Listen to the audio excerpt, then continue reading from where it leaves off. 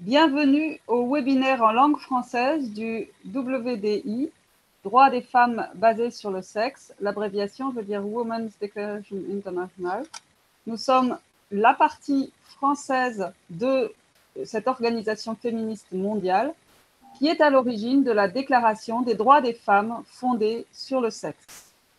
Cette déclaration a été créée pour combattre le remplacement de la notion de sexe par la notion d'identité de genre, dans la loi, dans les politiques et dans la pratique sociale. Ce remplacement, qui crée de nouvelles discriminations à l'égard des femmes et des filles dans le monde, nous voulons le combattre et nous vous invitons à signer la déclaration avec nous. Vous la trouverez dans le lien ou sur le site internet. Aujourd'hui, ce webinaire va vous informer sur l'identité de genre, l'idéologie de l'identité de genre face à la justice et comment des femmes se retrouvent au tribunal pour défendre leurs droits basés sur leur sexe, leur droit à la liberté d'exprimer leur opinion et leur attachement à la réalité. Ghislaine Gendron et Stéphane Michel nous feront un état des lieux des procès en cours et des procès résolus, quelle qu'en soit l'issue. Ces procès sont nombreux dans le monde et nous ne pourrons pas en faire un inventaire exhaustif. En fin de webinaire, nous parlerons d'initiatives solidaires et féministes qui ont pour but de soutenir financièrement les femmes face à des procès souvent coûteux. Je donne donc maintenant la parole à Ghislaine Gendron, coordinatrice pour le Québec de la Déclaration des droits des femmes fondée sur le sexe. Elle va parler des conflits de droits et de toutes les causes qui se sont retrouvées devant les tribunaux spécialisés ou les cours de justice concernant le droit à la liberté d'expression ou le droit à la liberté de conscience, les droits des enfants et les droits à des traitements correspondant aux standards de qualité dans le domaine de la médecine. Des recours collectifs s'engagent au Royaume-Uni et en Californie, et des femmes doivent donc financer leur défense à partir de leurs finances personnelles, après souvent avoir perdu leur emploi.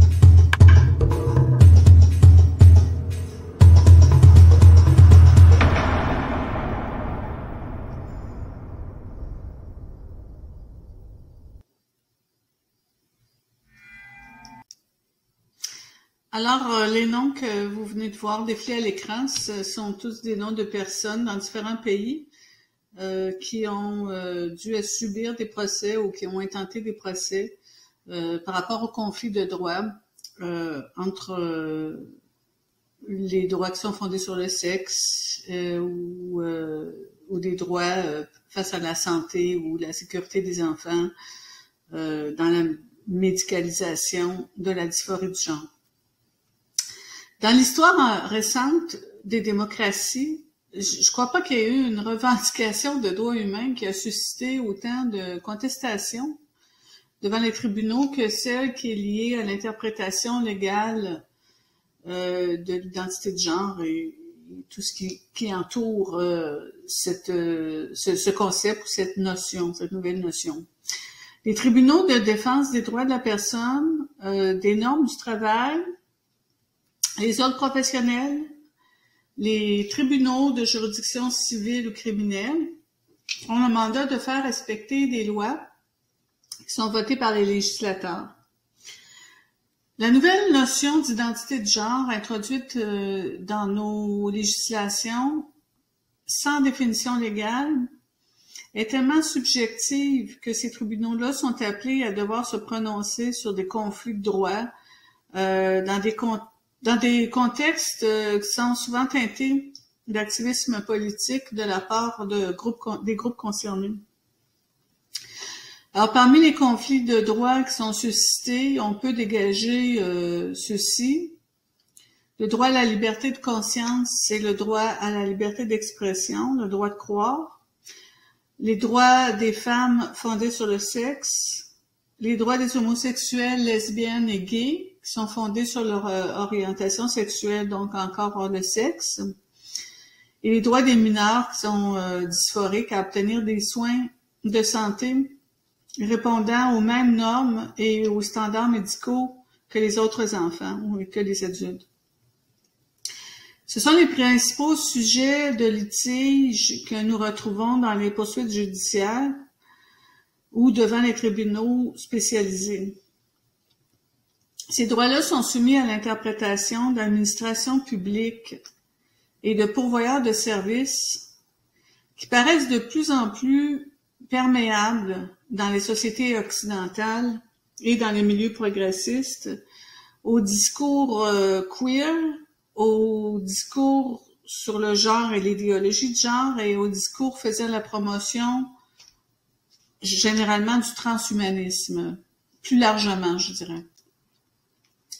Parmi ces interprétations, on observe une récurrence dans les positions suivantes de la part des administrations publiques. Alors, la première, c'est la substitution de la définition de l'identité de genre à celle du sexe.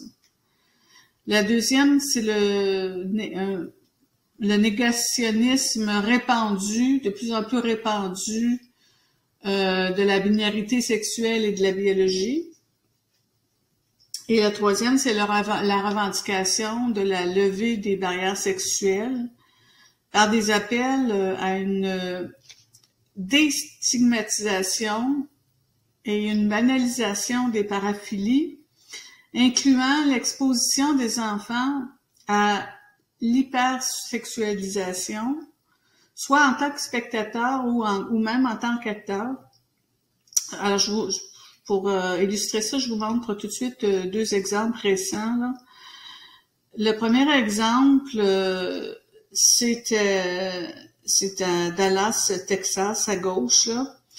Le 4 juin 2022, le bar gay Mister Bar and Lounge a organisé un événement de 3 heures qui était intitulé Drag the Kids to Pride, a Family Friendly Drag Show. Donc, on invitait des enfants et on présentait ça comme un événement familial. Les enfants, vous voyez, donnent des pourboires aux drag queens qui donnent un spectacle très suggestif et non approprié pour des enfants. On peut lire sur le mur à l'arrière, là, c'est écrit It's not gonna lick itself. Ça ne se léchera pas soi-même. À droite de l'écran, c'est ce qui semble être une préadolescente ou un préadolescent qui exécute des danses lascives et qui, lui, réclame des pourboires aux clients. Alors, quand les politiciens, les médias adhèrent à ces principes qui leur paraissent progressifs, soit par ignorance, soit pour gagner du capital politique, soit par crainte de subir de l'intimidation, quels sont nos recours? Des avenues encourageantes nous viennent de la Grande-Bretagne et du travail remarquable des féministes dans ce pays-là. La plus connue de toutes, c'est sans doute celle de la jeune adulte Carrie Bell, la cause la plus connue de toutes.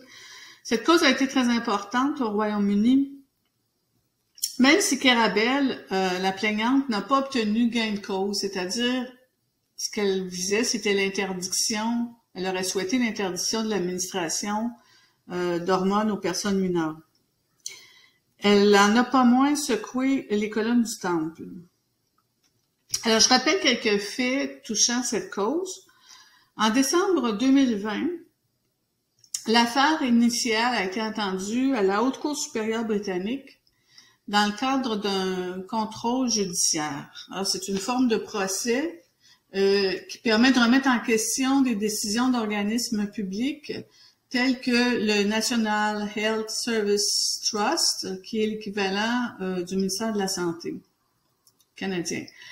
La Cour avait pour mandat d'examiner une contestation des pratiques de la prescription de bloqueurs de puberté aux mineurs qui étaient suivis à la clinique de genre Tavistock and Portman de Londres.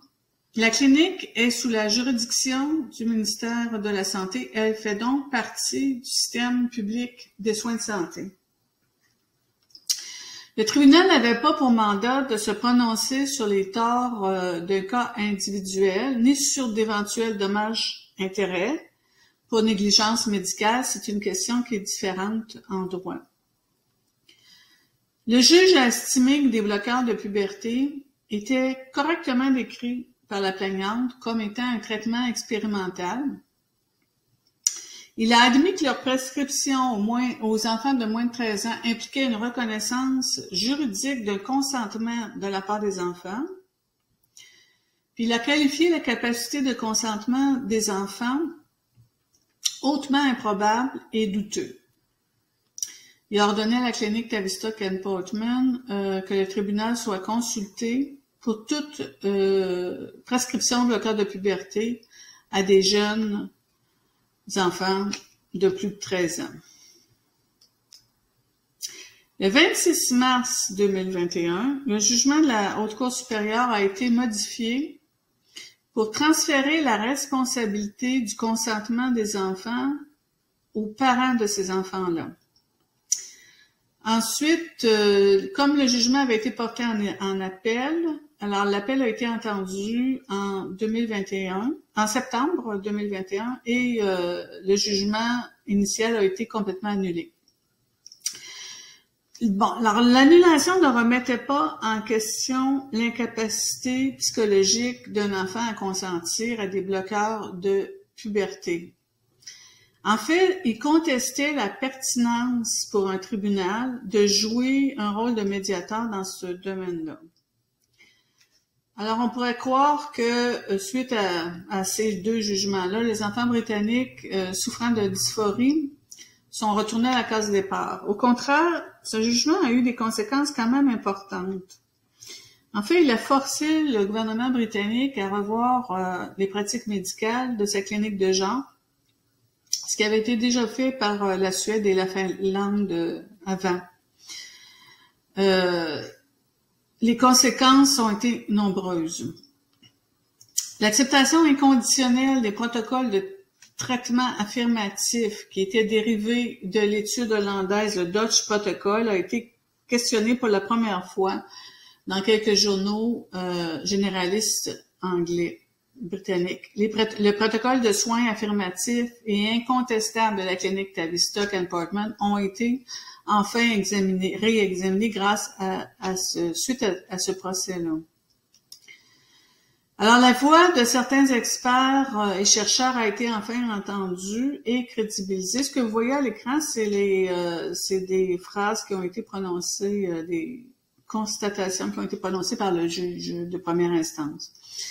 Alors, les experts chercheurs, leur voix a été entendue et crédibilisée dans les journaux, notamment celle d'une employée qui était chargée du bien-être des enfants, de leur sécurité, et qui s'appelait Sonia Applebaum, dont je vais vous parler un petit peu plus tard. Alors, la cause qui a été très médiatisée n'a reçu aucun écho ici au Canada. Pourtant, au même moment, le Canada était en train de voter une loi interdisant les thérapies de conversion, ce qui touchait directement ce sujet-là, le traitement aux enfants dysphoriques. Alors, je vous cite les propos du docteur David Bells, qui était un ex-directeur de la clinique Tavistock and Portman, sur le terme de thérapie de conversion, justement. Alors, Monsieur Bell dit: de nombreuses études montrent que si ces enfants sont aidés d'une manière différente, avec une attention experte et sans distinction de sexe, ils abandonnent leur souhait de transitionner. C'est la raison pour laquelle les activistes qualifient ces thérapies de conversion. C'est parce qu'elles offrent la possibilité aux enfants de désister de leur souhait de changer de genre en leur accordant du temps et des outils pour mieux comprendre et gérer leur détresse. Alors aujourd'hui, de façon qui paraît inconcevable, des activistes militent pour que ces enfants persistent dans leur inconfort, dans leurs troubles de dissociation corporelle, et ça, c'est en invoquant des droits humains. Au Canada, comme partout ailleurs, les thérapies exploratoires des causes de la détresse psychologique de ces enfants-là, dysphoriques de genre, sont présentées par les militants transactivistes comme étant des thérapies de conversion de personnes transgenres à personnes cisgenres. Ça, c'est les termes qu'ils emploient. C'est pas les miens. Alors, la médiatisation donc de la cause de Kerabel au Royaume-Uni a forcé, comme je le disais, a forcé le gouvernement britannique à ordonner à son ministère de la Santé de mener une étude indépendante sur les traitements et les soins dispensés aux mineurs dans sa clinique de Londres. L'ancienne présidente de l'Association des pédiatres britanniques, Mme Hilary Cass, que vous voyez à l'écran, a été nommée en charge de rédiger un rapport indépendant et des recommandations au gouvernement sur les soins et les traitements pour les mineurs souffrant de dysphorie de genre. Elle a publié un rapport provisoire en février 2022 qui contenait de nombreuses recommandations au gouvernement, notamment de créer un registre de données sur les mineurs qui ont eu recours à ces traitements-là. Quels sont les effets sur leur santé mentale et physique? Avaient-ils des comorbidités, ce qu'on appelle des parapsychologies associées? Pardon, pas des parapsychologies, mais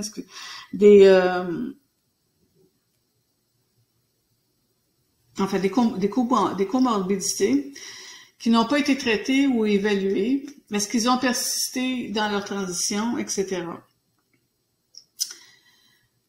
Des psychopathologies, c'est le mot que je cherchais, psychopathologies associées. Alors, le 22 avril 2022, le Times annonçait que le secrétaire d'État à la Santé, Sajid Javid, était extrêmement préoccupé parce qu'il avait lu dans le rapport provisoire Cass, notamment sur le fait que certains membres du personnel se sentent, à la clinique, se sentent sous pression pour adopter une approche affirmative et incontestable de la transition. Et que d'autres problèmes de santé mentale, ça c'est important, que d'autres problèmes de santé mentale sont éclipsés lorsque la question du genre est soulevée. Il a exprimé que le système ne répondait pas aux besoins des enfants. Donc, si l'enfant était détecté avec une dysphorie de genre, s'il avait, s'il était autiste, s'il faisait une dépression, s'il avait un trouble de personnalité limite, c'était la question de genre qui était traitée et on éclipsait, on ne traitait pas, on n'évaluait pas les autres problèmes, alors qu'on sait aujourd'hui qu'il y a entre 30 et 50% de comorbidité chez ces enfants-là. Suivant les recommandations du rapport provisoire Cass, le gouvernement a annoncé son intention de fermer la clinique Tavistock au printemps 2023. La prise en charge des enfants dysphoriques sera faite par des centres régionaux pour assurer une approche holistique aux enfants. Qu'est-ce que c'est? Cette approche, ça veut dire que la nouvelle approche tiendra compte et traitera des psychopathologies associées, l'autisme, dépression, troubles de personnalité limite, etc., des enfants, et pas seulement des enjeux touchant le genre. Le 11 août dernier, la firme d'avocats Pugust Goodhead au Royaume-Uni a annoncé qu'elle engageait un recours collectif contre le trust Tavistock and Portman et qui recherche d'anciens patients auxquels on a administré des bloqueurs de puberté. Alors, ils pensent avoir autour de 1000 personnes qui vont s'inscrire à ce recours collectif-là. Les documents doivent être déposés devant la Haute Cour dans les 6 mois. Un autre recours collectif est présentement en marche en Californie, qui est engagé par une autre firme d'avocats qui s'appelle Girard & Sharp. En France, l'Observatoire de la Petite Sirène a réclamé une enquête indépendante dans un article récent qui a été publié dans l'Express. Puis au Canada, il y a seulement le National Post qui a couvert ce sujet-là et il n'y a aucune enquête qui a été demandée par des groupes. Je vais maintenant vous parler d'une cause devant le tribunal du travail qui a été logée par Sonia Appleby. Sonia Appleby était une des employées, justement, qui avait tenté de sonner l'alerte sur les pratiques de la clinique Tavistock. Elle s'est plainte que son employeur l'a exclue de ses fonctions parce qu'elle avait soulevé ses inquiétudes sur les bloqueurs de puberté et sur certaines pratiques de la clinique qu'elle avait observées à la clinique. Elle s'est également plainte d'avoir porté atteinte à sa réputation. Elle a gagné son procès en septembre 2021. Appleby était psychothérapeute expérimenté. Ses fonctions au sein de la clinique, c'était de veiller à la protection des enfants en danger de maltraitance et de s'assurer que les soins qui leur étaient fournis rencontraient les normes médicales et les standards de qualité. Par ses fonctions, elle a été amenée à noter que certains médecins ne tenaient pas soigneusement les dossiers, qui ne dépistaient pas les comorbidités de santé mentale, c'est pour ça qu'on parlait d'éclipse tout à l'heure, chez les enfants, et qui n'étaient pas cohérents non plus dans leur traitement des enfants. Elle a été officiellement réprimandée et diffamée après avoir exprimé ses inquiétudes par la direction de la clinique. On a aussi tenté de l'empêcher de remplir son rôle de protection en la mettant à l'écart. Madame Appleby a déclaré que l'action de la direction s'apparentait à une agression organisationnelle à part entière. Alors, Sonia Appleby a reçu 20 000 livres ou 30 000 $ canadiens, 23 000 euros en dédommagement, après que le tribunal ait jugé que la façon dont Tavistock & Portman l'avait traité avait porté atteinte à sa réputation professionnelle et l'avait empêché de travailler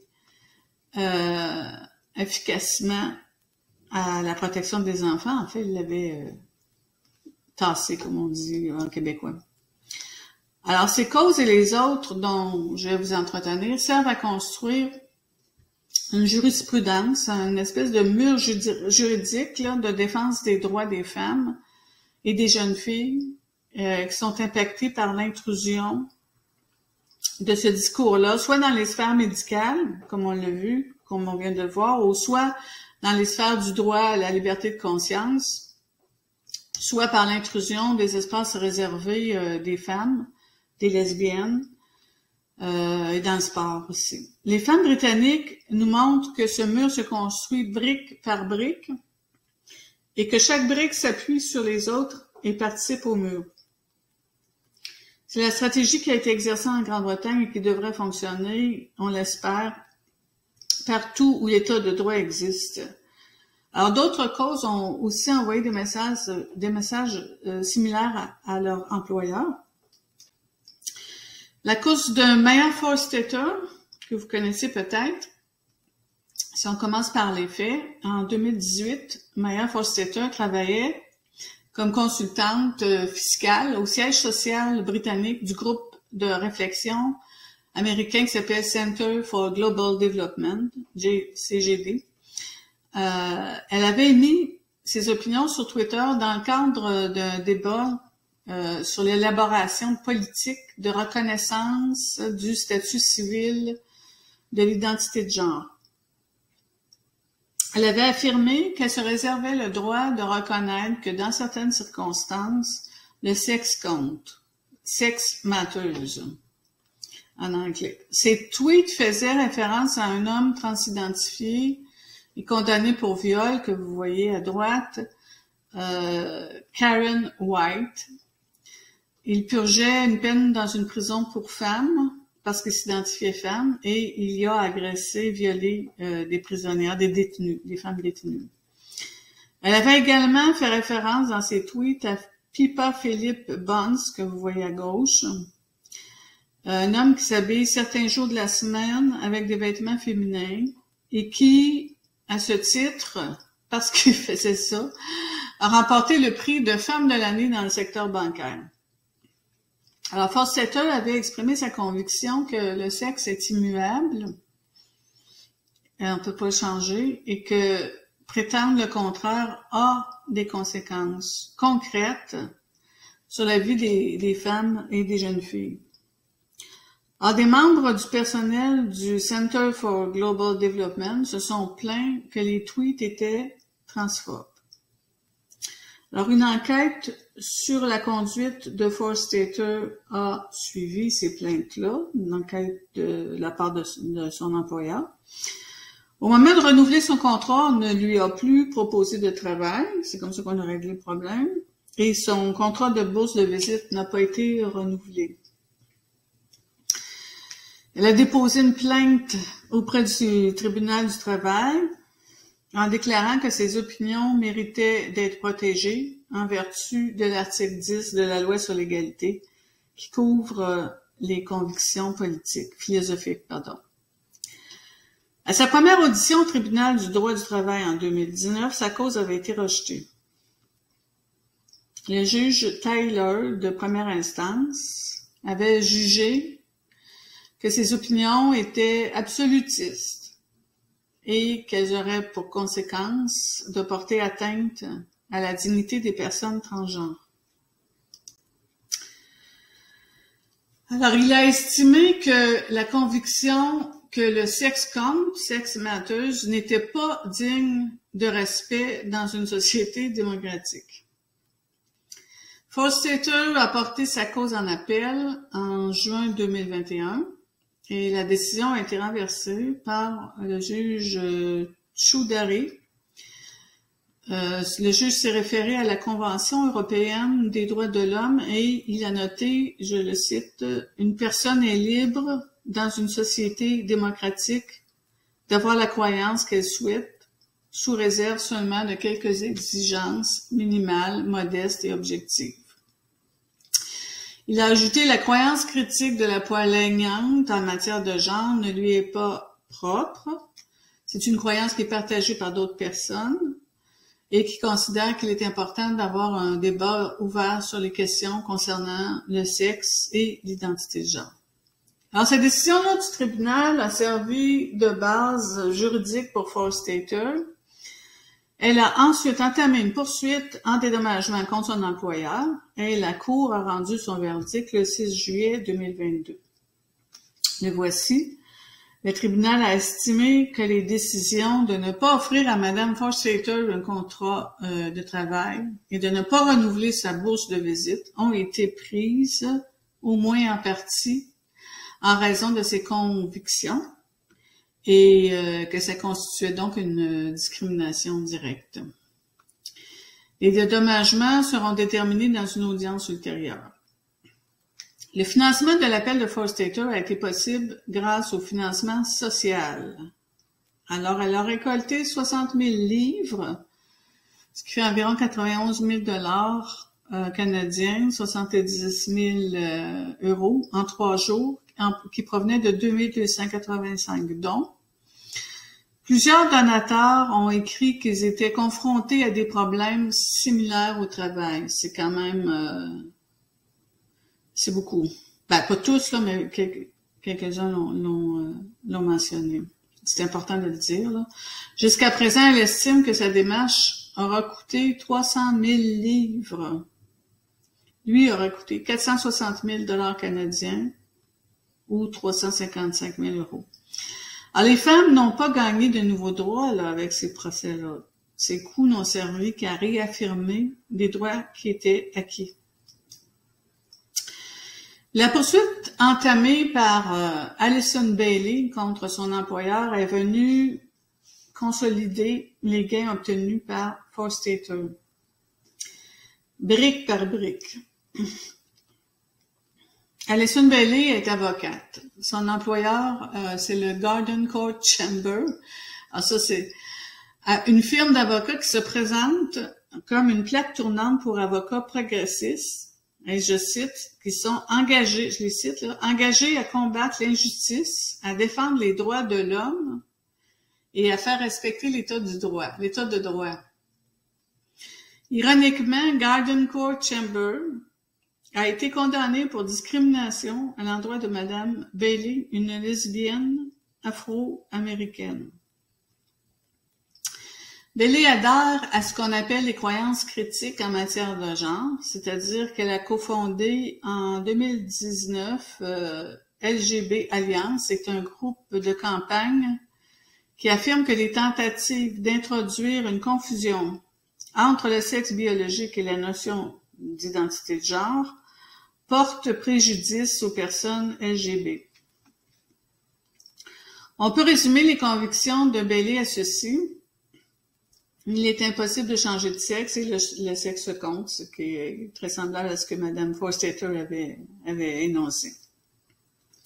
Donc, elle a partagé ses positions avec ses collègues dans des réunions et des courriels et a contesté les interprétations données par le groupe de défense de droits LGBT qui conseillait sa firme sur ces questions-là. Le groupe s'appelle Stonewall. Le Garden Court Chamber, son employeur, payait le groupe Stonewall pour les conseiller sur leur politique de diversité et d'inclusion. L'interprétation de la loi selon le groupe Stonewall, c'était la suivante. Alors, les personnes devraient pouvoir s'identifier comme appartenant au sexe opposé et devraient être acceptées et aussi validées par tous les autres. Pas seulement acceptées, validées par tous les autres. C'est cette partie-là qui est importante. Alors, en suivant cette logique, selon Bailey, ça conduit à la conséquence suivante. Si les hommes trans identifiés sont des femmes, parce qu'ils l'affirment, et que les autres personnes sont tenues non seulement de l'accepter, mais de le valider, cela conduit à reconnaître que certaines femmes ont des pénis. Et que si des lesbiennes rejettent des hommes trans identifiés entièrement intacts comme partenaires sexuels, elles sont accusées de transphobie. Lorsque Bailey a cherché à sensibiliser à ce phénomène grotesque dans un tweet, Stonewall s'est plaint d'elle auprès de son employeur. Ce dernier a confirmé publiquement, son employeur, publiquement, qu'il enquêtait sur les tweets et a ensuite accepté de donner suite, il a donné suite aux plaintes de Stonewall concernant les deux tweets. Bailey a refusé de supprimer les tweets. Madame Bailey a déposé une plainte au tribunal du travail contre Garden Court Chamber et Stonewall, l'organisme qui avait conseillé son employeur. Dans sa plainte, elle s'est dite victime de discrimination indirecte fondée sur le sexe ou l'orientation sexuelle. Elle a affirmé que Stonewall a ordonné, provoqué ou induit ce comportement illégal de la part de son employeur. En juillet 2022, le tribunal du travail a rejeté l'allégation selon laquelle le groupe de pression Stonewall s'était entendu avec son employeur pour la discriminer, mais il a condamné le Garden Court Chamber pour avoir confirmé la plainte de Stonewall et avoir ouvert une enquête sur son employé. Donc, le tribunal a reconnu que Garden Court Chamber avait discriminé et victimisé Mme Bailey et il a condamné son employeur à lui payer des dommages incluant des dommages et intérêts aggravés.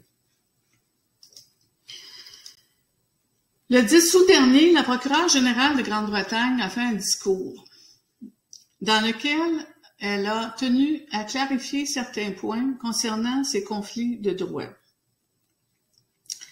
Elle y distinguait les droits protégés et discrimination fondée sur le sexe et les discriminations et droits fondés sur les identités de genre, protégés aussi par le Equality Act britannique.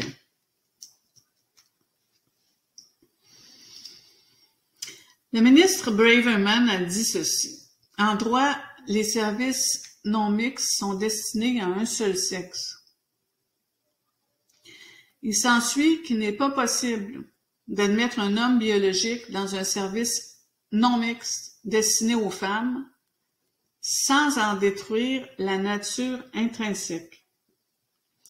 Dès lors que des adultes porteurs de chromosomes XY, c'est les mots qu'elle a utilisés, l'utilisent, quelle que soit la manière dont ils se définissent personnellement, le service devient mixte.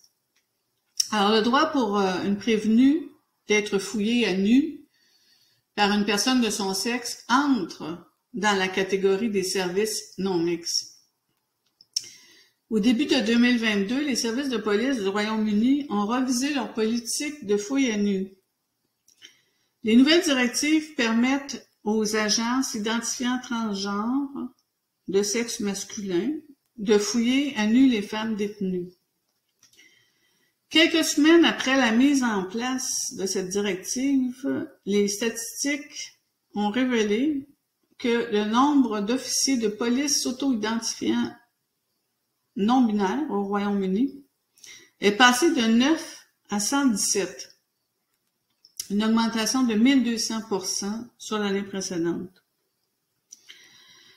Le statut non-binaire est reconnu comme étant une transidentification au même titre que les autres. Les personnes non-binaires n'ont en général rien à modifier dans leur apparence ou dans leur comportement. En fait, ce sont les personnes autour d'elles qui doivent changer leur façon de s'adresser à elles, en utilisant des pronoms et en adoptant des accords de grammaire impraticables en français. Alors, le sexe de ces officiers de police non-binaires n'a pas été mentionné dans l'article. Les directives du Conseil national des chefs de police précisent que les agents peuvent fouiller les personnes du même genre que celui dans lequel ils vivent. Ces directives ont été commentées par un officier de police récemment retraité qui s'appelle Cathy Larkman. Elle a écrit « C'est un coup dévastateur porté à la confiance des femmes dans la police. Tout est axé sur la sensibilité de l'agent qui effectue la fouille. » Effectivement. D'autres extraits du discours de la procureure générale. Oui, il est légal pour une école mixte de refuser à un enfant de sexe masculin qui s'identifie comme une transfille d'utiliser les toilettes des filles. Oui, c'est légal de le refuser. Oui, il peut être légal pour les écoles de refuser d'utiliser les pronoms de sexe opposé préférés d'un enfant. Cela ne constitue pas nécessairement une discrimination directe fondée sur le genre, en particulier si cela n'est pas soutenu par les parents de l'enfant ou par un avis médical. Tout cela se fait parfois sans en informer les parents, ni tenir compte de l'impact sur les autres enfants. Toute personne qui remet en question une telle approche est accusée de transphobie. À mon avis, cette approche n'est pas soutenue par la loi. C'est ce qu'elle a dit le 10 août dernier. Elle a rajouté, comme indiqué dans le rapport intérimaire CAS, alors on a vu que c'était important et qu'il avait pris sa source dans le recours de Kerabel. Alors, comme indiqué dans le rapport intérimaire CAS, il s'agit d'une transition sociale et non d'un acte neutre, médicalement neutre, qu'elle voulait dire. Il s'agit d'une intervention sérieuse qui ne doit pas être effectuée que sur l'avis d'un médecin indépendant. Les écoles et les enseignants qui procèdent à la transition sociale d'un enfant à l'insu des parents, sans leur consentement ou sans avis médical, s'exposent à une plainte pour négligence, pour violation de leur devoir de diligence envers cet enfant. Alors, la procureure semble indiquer aux parents quelles dispositions de la loi ils peuvent invoquer pour porter plainte contre l'école, contre une école qui agirait de la sorte. À propos du sport, elle dit « Oui, il est illégal pour une école de refuser à un enfant de sexe masculin qui s'identifie comme une transfille de participer à des activités sportives unisexes pour les filles. Non mixtes, autrement dit. Alors, cette exception est basée sur la performance moyenne des participants masculins et féminins, évidemment. Au Canada, les politiques de sport à l'université sont les suivantes. Les étudiants athlètes du U-Sport c'est université, pourront concourir au sein de l'équipe qui correspond à leur genre biologique ou à leur identité de genre, pourvu que les étudiants athlètes soient en conformité avec le programme antidopage canadien. Alors, j'attire votre attention au passage sur la pauvreté de la traduction ou simplement sur la confusion récurrente qu'on trouve dans ces politiques-là.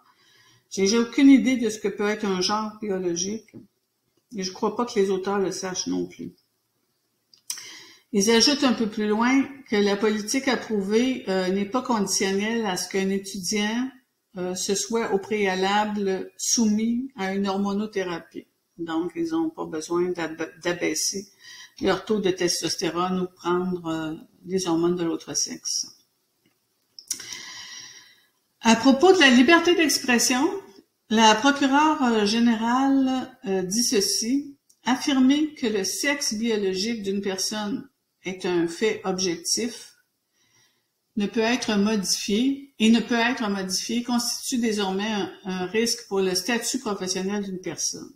La liberté de pensée, de croyance et de conscience est souvent écartée dans ce débat. C'est ce que mes amies françaises appellent le délit d'opinion. On peut supposer que ces derniers commentaires ont été inspirés par les causes Bailey et Forstater, qui ont été essentielles à la réaffirmation de la liberté d'expression des femmes qui sont critiques du genre.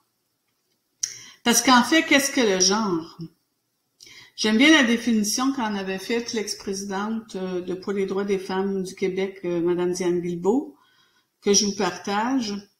Elle disait, en d'autres termes, le genre est constitué de stéréotypes qui touchent tant les comportements acquis que les comportements attendus. Ces stéréotypes influencent les responsabilités, les activités, les limites et les possibilités des hommes, des femmes, des filles et des garçons. Elle ajoute que de plus le genre s'inscrit dans une hiérarchisation des valeurs qui justifie l'infériorisation du féminin. Je ne peux pas penser à rien de plus cynique et de plus cruel que des femmes perdent leur emploi ou soient censurées parce qu'elles sont critiques de la notion de genre. Une valeur qui justifie leur infériorisation. Le genre, c'est un fait social. Il relève de la sociologie. Il est tout à fait normal et même souhaitable qu'il soit examiné et remis en question. La vaste majorité des intervenants dans ces débats, y compris les médias, confondent le genre et l'identité de genre. L'identité de genre relève de la psychologie, c'est un sentiment interne, d'incongruence, diront certains, entre les rôles perçus comme attendus en raison de son sexe et un désir individuel de s'en affranchir. Il arrive que cette incongruence crée une souffrance et qu'un individu n'arrive pas à transcender la norme sociale imposée. On peut certainement le comprendre, on peut l'accueillir, accepter cette souffrance. Mais ce n'est pas ce qu'on nous demande de faire. C'est pas ce qu'on nous demande de faire. On nous demande de valider les injonctions sociales liées aux attentes liées au sexe et de déclarer que la personne qui en souffre est de l'autre sexe. On remet en question la réalité biologique de la personne plutôt que l'injonction sociale. On propose de médicaliser des personnes physiquement en santé pour qu'elles se conforment à ces normes.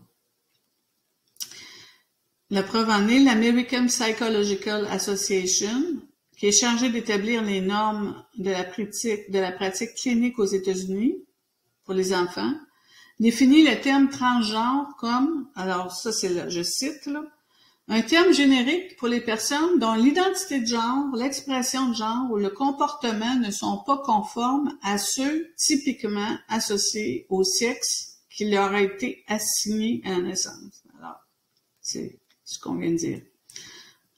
Et on nous demande de mentir. Beaucoup de médias et de politiciens confondent la critique du genre qu'ils associent à des critiques visant des individus se débattant avec leur non-conformité. Il y a un conflit de droit entre les discriminations fondées sur l'identité de genre et ceux fondés sur le sexe, parce qu'il y a une confusion dans l'interprétation des définitions de ces termes. Les termes identité de genre et expression de genre ne trouvent aucune définition légale dans la législation canadienne. Les femmes doivent se défendre pour préserver leur droit à des espaces non mixtes, leur liberté de conscience et d'expression, leur droit à participer à des compétitions sportives équitables et sécuritaires et le respect de leur orientation sexuelle. Les politiques de leurs organismes de défense sont capturées et les mandats sont détournés.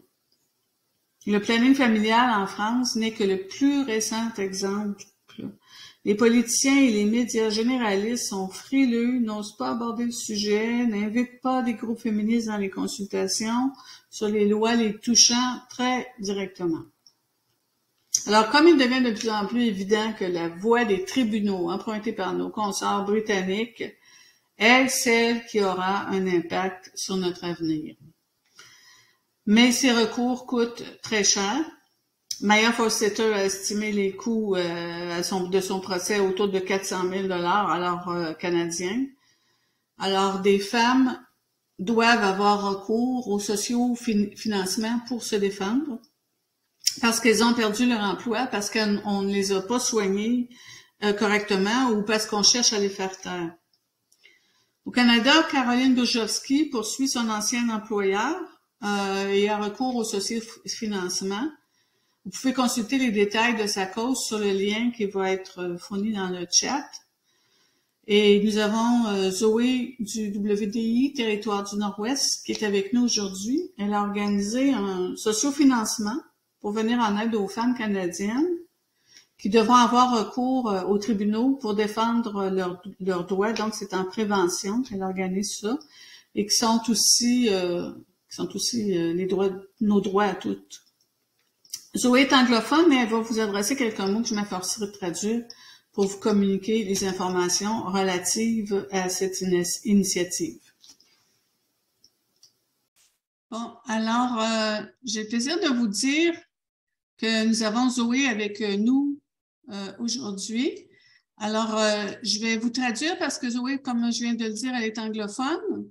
Donc, je vais vous traduire son initiative qu'elle vient de proposer pour les femmes canadiennes qui auront peut-être recours à du socio-financement. Hi Zoe, if you can put your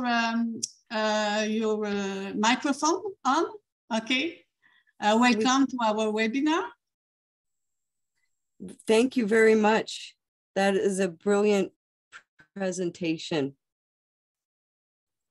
In case I'm going to post something in the chat in case my internet connection is not good. I'm going to post this. Elle va mettre quelque chose dans le chat, l'information au cas où sa connexion Internet tombe parce qu'elle est au territoire du Nord-Ouest. Voilà, c'est fait. Voilà. Can you say a little bit how your initiatives? Yeah, go ahead. And I'm happy to answer questions. So I'm here to discuss how to start a legal campaign because we are doing that now in Canada. the first thing we do is we start by analyzing the law and the past court cases that are relevant. Alors, go ahead. Okay. Alors, la première chose qu'elles font, c'est qu'elles analysent les cas qui vont leur être proposés pour savoir quels sont les impacts sur les femmes canadiennes. Go ahead. And second, we look for allies and women with skills and experience. La deuxième chose, elles prennent des gens qui ont elles demandent en fait du volontariat pour des personnes qui ont de l'expérience et des habiletés. And we find we're in a very strong position with the law, with the Charter of Rights and the Human Rights Act in Canada. Et elles ont trouvé des positions intéressantes pour défendre les droits à partir de la Charte canadienne des droits et libertés. We have tremendously skilled and determined women in this group and in our other groups. Elles ont des femmes extrêmement habiles, énormément habiles dans leur groupe et dans d'autres groupes avec qui elles sont alliées. And my background is in human rights and environmental campaigns and with lawsuits. I've been in several lawsuits. Alors, elle a de l'expérience dans les politiques des droits des personnes et aussi dans l'environnement. Et what's the last thing you said? I'm sorry, you said you have experience. I've been involved in provincial lawsuits and federal lawsuits as a plaintiff. OK, elle a été impliquée dans des poursuites fédérales et provinciales comme plaignante dans les cours de justice. And my previous career was in fundraising. Et sa carrière précédente était dans la levée de fonds. Alors, elle a de l'expérience là-dedans. So now I live. Yes, go ahead. So we can, the Canadian woman and women, do a person from France or other country can contribute? Est-ce que d'autres personnes peuvent contribuer aussi au fonds? I think so. Okay. I haven't tried it yet. Okay. We're just beginning. Okay. So your goal is, elle pense que oui, mais elle ne l'a pas essayé. So your goal is to reach $5,000 right now. Votre but Right. pour le présent est $5,000 pour le moment. Elle répond oui. Okay.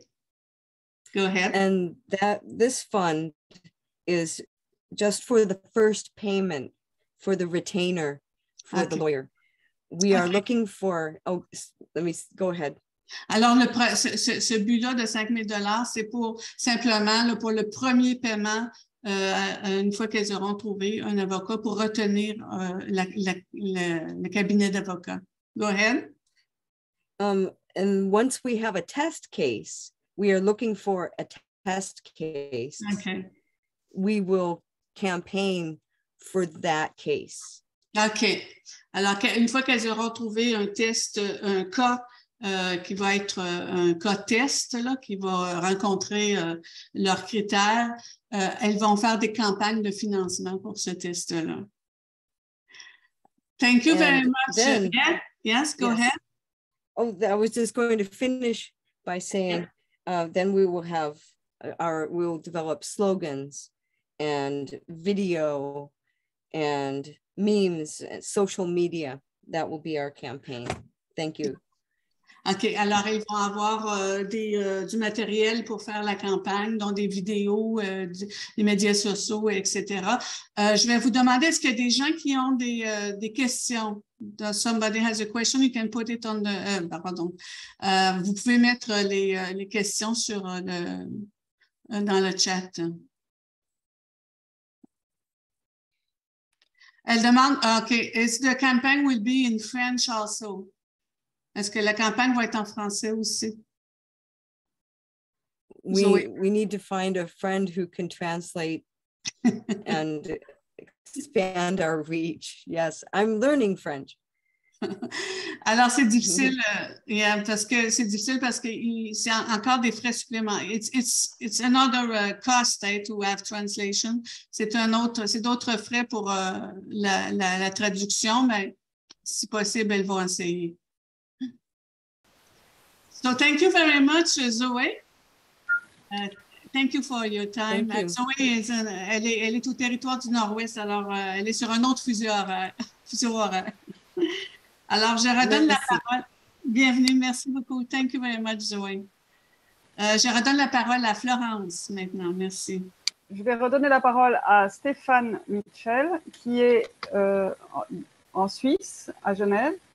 Elle va parler au nom du WDI Suisse francophone et elle va nous donner des exemples qui montrent qu'il y a de ces situations où des femmes sont devant les tribunaux, dans d'autres pays, dans de nombreux autres pays, évidemment aussi des pays qui ne sont pas francophones.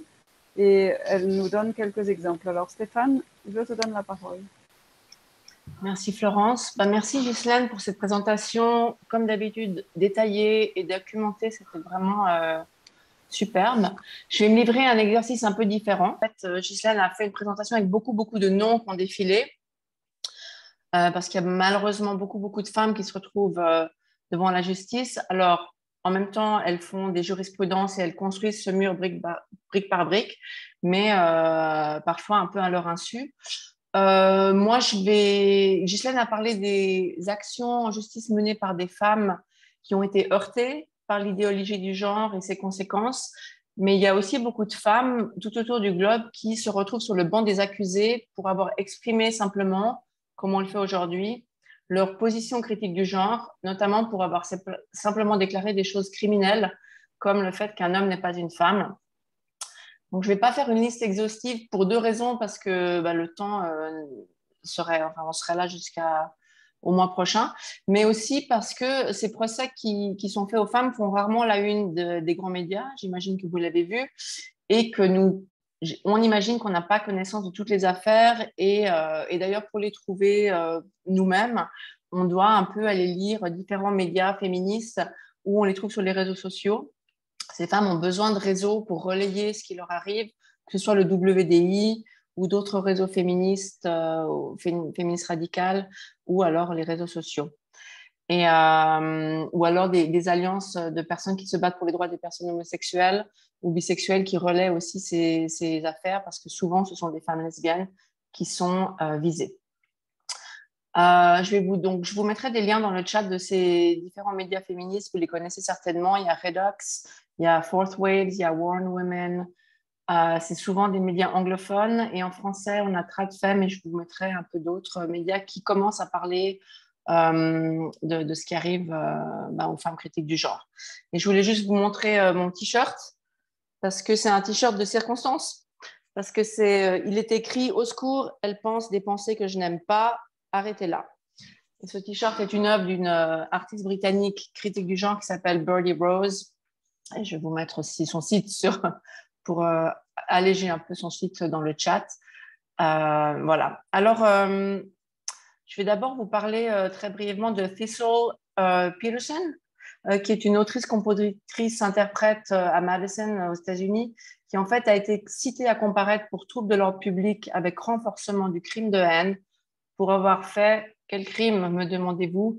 Elle a placé des autocollants féministes dans des lieux publics. Elle a été convoquée à une audience obligatoire le 27 septembre 2021 et tout en sachant que l'identité sexuelle ou l'identité de genre n'est pas une classe protégée dans le Wisconsin. Donc, personne n'a vraiment compris sur quoi reposait l'accusation de crime haineux. Et ces autocollants disaient des choses telles que Women equals adult human female. Une femme est une humaine de sexe féminin. Trans lies matter. Les mensonges trans comptent. Everything is transphobic, tout est transphobe, ou TERF Collective, qui est un groupe féministe américain qui lutte contre l'idéologie de genre. Au Royaume-Uni, qu'on appelle communément ou pas l'île des TERF. Il y a eu beaucoup de femmes qui se sont vues poursuivies par la police ou menées devant les tribunaux pour des crimes similaires à l'américaine dont j'ai parlé avant. Parce que si l'île des TERF a connu, le Royaume-Uni a connu beaucoup de victoires, les transactivistes sont également très actifs là-bas. Par exemple, comme Carrie Black, Marion Miller et Erin Miller, tous trois en fait ont été accusés de crimes haineux pour avoir publié des tweets critiques du genre. Marion Miller, elle est écossaise, hein, c'est une féministe, et elle a publié un tweet avec un ruban, une photo d'un ruban aux couleurs vert, blanc, violet des suffragettes qui avait été perçu comme étant un nœud de lynchage, et elle mentionnait un transactiviste. Finalement, les poursuites contre elle ont été abandonnées. Carrie Black, c'est une lesbienne irlandaise qui est cofondatrice de LGBT Alliance en Irlande. Et elle, le même transactiviste l'a poursuivie pour ses tweets où elle a fait toute une série de tweets pour la protection des enfants, de prédateurs masculins et du rôle de l'idéologie de genre dans la possibilité de permettre à des prédateurs sous couvert d'identité de genre femme d'avoir accès à des enfants. Je ne sais pas où en est son cas. Harry Miller, qui est un homme, un des rares, dont je vais parler, le seul d'ailleurs, mais son cas est intéressant, c'est qu'il a reçu la visite de la police qui voulait contrôler sa pensée suite à certains de ses tweets critiques du genre, et lui a remporté son procès. Et d'ailleurs, cette jurisprudence lui permet maintenant, avec son organisation Fair Cop UK, de soutenir des personnes en Angleterre quand quand la police leur rend visite de manière indue pour vérifier leurs pensées, parce que ça arrive en Angleterre, c'est assez fou, mais c'est arrivé notamment à Kelly J. Keane, que vous connaissez peut-être aussi comme Posy Parker. C'est une féministe, elle ne se nomme pas féministe, elle fait campagne pour les droits des femmes, c'est une féministe, et elle a souvent été arrêtée pour ses tweets, et récemment encore, en fait, la police est venue la voir parce que sur sa chaîne YouTube, elle aurait été indélicate envers les pédophiles. Alors voilà, en Angleterre, des femmes reçoivent la police qui vient vérifier leurs pensées.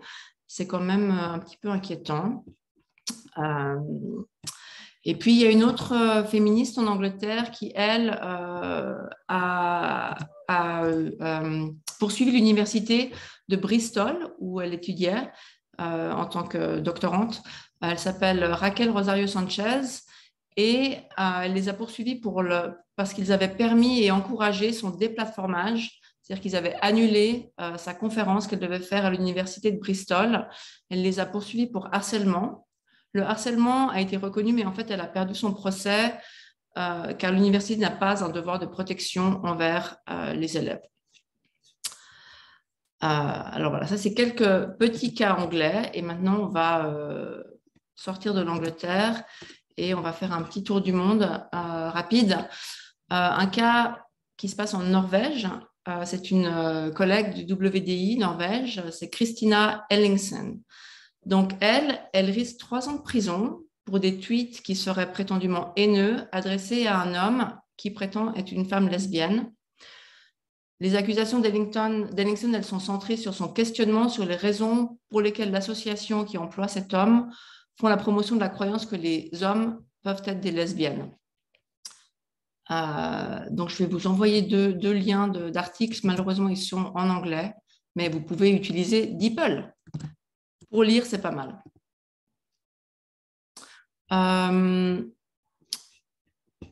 Je voulais vous dire que... pardon, j'ai un petit problème de son encore. Voilà. Que Ellingsen, donc, elle a été accusée par Amnesty International Norvège de harceler cet homme qui dit qu'il est une lesbienne parce qu'elle lui a dit à la télévision nationale qu'il était un homme. Vous êtes un homme, vous ne pouvez pas être une mère. Normaliser l'idée que les hommes peuvent être des mères est une forme définie de discrimination envers les femmes. C'est ce qu'elle a dit. Donc, voilà, elle fait l'objet, comme elle le dit elle-même, elle fait l'objet d'une enquête de police pour avoir fait campagne pour les droits des femmes, car pour certains groupes, le fait que les femmes et les filles soient des femmes et que les hommes ne puissent pas être des femmes, des filles, des mères ou des lesbiennes est considéré comme haineux. Et elle a un fonds de soutien, je vais vous le mettre dans le chat, c'est un fonds de soutien qui est organisé par le WDI Norvège, qui s'appelait avant WHRC, c'est pour ça que vous verrez cette appellation dans l'acronyme. Et en fait, vous y allez, vous mettez votre carte de crédit, c'est 150 couronnes norvégiennes, c'est-à-dire 15 euros, 15 francs suisses ou 20 dollars canadiens. Si, naturellement, vous avez et les moyens et le désir de soutenir sa campagne.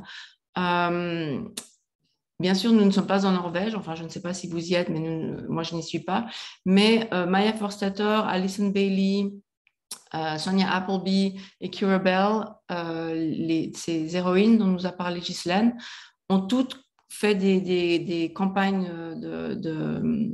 de collection d'argent public et des femmes de tous les pays ont participé à hauteur des fois justement de 15-20 francs parce que pour construire ce mur de briques, pour avoir des jurisprudences. Donc, si on a les moyens et qu'on peut se permettre, c'est vrai qu'on peut participer à des campagnes qui ne sont pas dans nos pays, mais qui nous permettent d'avoir une visibilité et de créer des jurisprudences dans d'autres pays. C'est important. Voilà. Je vais vous parler au Canada de Amy Eileen Ham, qui fait l'objet d'une enquête du British Columbia College of Nurses, donc le collège des infirmières de Colombie-Britannique. Et elle dit, c'est parce qu'elle croit que le sexe biologique est réel. C'est une féministe assez engagée, mais la raison pour laquelle elle s'est retrouvée, en fait, elle fait l'objet d'une enquête et qui ferait que si elle est jugée coupable de transphobie ou de crimes de haine, ou, enfin, ce qu'il lui reproche, elle pourrait perdre son travail. Et en fait, l'accusation de transphobie, c'est parce qu'elle a notamment contribué à publier une affiche de soutien à l'autrice J.K. Rowling. Voilà, donc c'est tous des crimes, on peut bien le comprendre, affreux et qui méritent la prison, n'est-ce pas? Ou la fin de sa vie. Je plaisante donc. Et enfin, alors là, ça devient vraiment grave, c'est au Brésil. Isabella Cepa, qui est une féministe brésilienne qui tweet beaucoup, elle fait face à 25 ans de prison parce qu'elle a appelé un politicien qui s'identifie comme étant une femme, donc un homme qui dit qu'il est une femme, qui avait en fait, elle a vu sur Instagram qu'il était la femme la mieux élue de Sao Paulo. Et puis, elle a dit, mais quelle tristesse que la femme la mieux élue de Sao Paulo soit un homme. Et voilà, c'est ce qu'elle a fait, c'est le crime dont elle est accusée. Et eh bien, on lui envoie tout notre soutien, parce que 25 ans de prison pour juste dire un fait biologique, ça fait quand même très peur. Voilà, donc j'ai fait mon mini tour rapide, j'ai parlé vite, j'espère que c'était clair, mais je trouvais important de mentionner ces cas-là parce qu'ils arrivent près de chez nous, à nos portes, de l'autre côté de la planète, et c'est toujours quand même pour des choses vraiment qui il y a 5 ans ou il y a 20 ans, les gens seraient tombés par terre de savoir qu'une femme risque de la prison pour dire qu'un homme est un homme. Donc, on va continuer à le dire et si c'est nous qui devons faire jurisprudence en Suisse, au Canada ou en France, je crois que mes collègues ici présentes sont peut-être prêtes à prendre ce risque. Zoe dit que Amy Ham, qui est au Canada, serait peut-être un très bon test case. Quelqu'un me demandait dans le chat quel genre de test case, de cas test il cherche. Ben, j'imagine que comme partout, c'est des cas qui peuvent faire jurisprudence, en fait, où il faut vraiment essayer de s'assurer que c'est quelque chose qui peut gagner. Oui, je vous remonte le t-shirt qui vient en plusieurs couleurs. Je ne veux pas faire la promo. Elle fait plein de t-shirts. Les hommes ne sont pas des femmes. Elle est très active. Et j'ai mis son lien sur le chat. Elle a aussi une chaîne YouTube.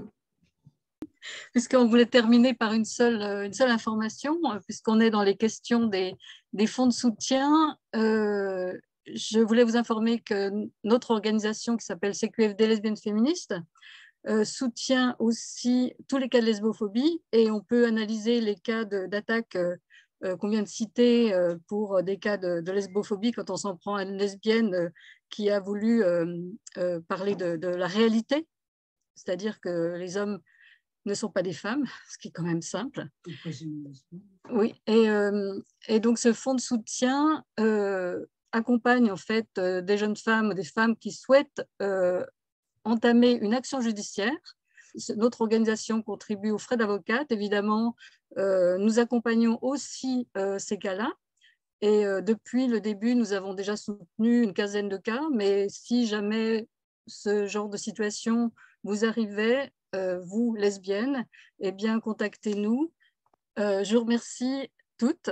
Et puis, au prochain webinaire qui aura lieu le premier dimanche du mois d'octobre. À bientôt.